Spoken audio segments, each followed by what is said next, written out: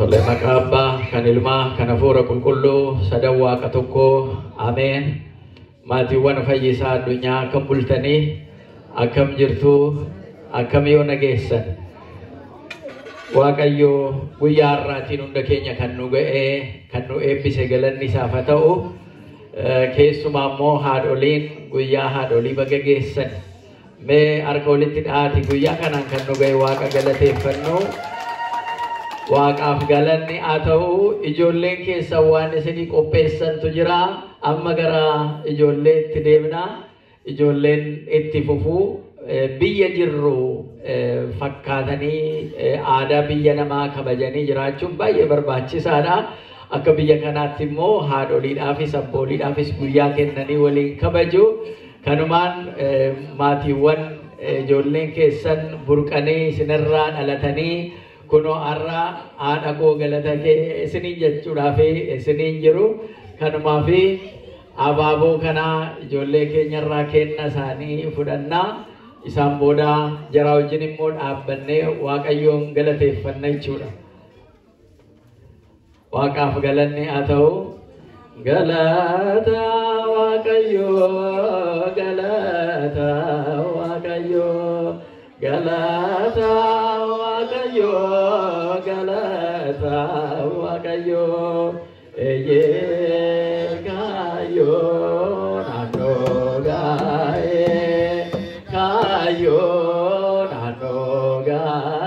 galata waaqayyo eye kayo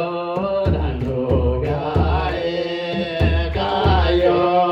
nano gae galata waaqayyo galata waaqayyo galata waaqayyo galata waaqayyo galata waaqayyo kayo nano gae galata waaqayyo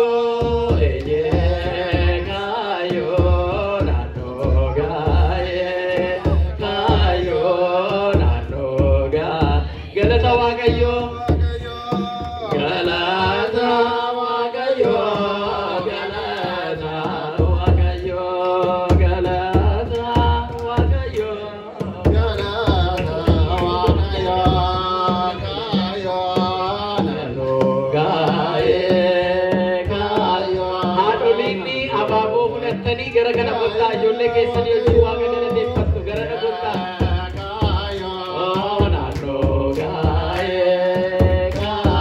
haadholii gara kana nu gotta ijoollee keessanii hojii waaqa galateeffadha galata waaqayyoo jedha gotta dhaabbadhaati waaqa galateeffadha galata waaqayyoo galata waaqayyoo galata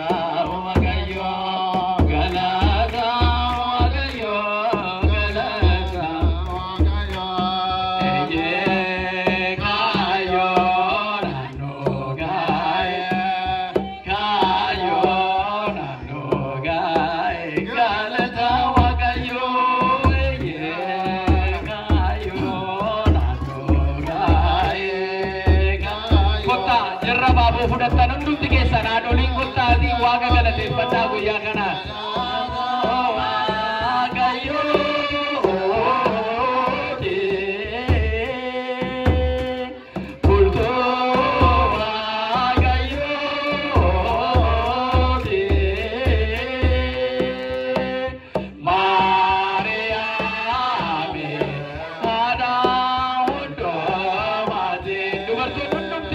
Gara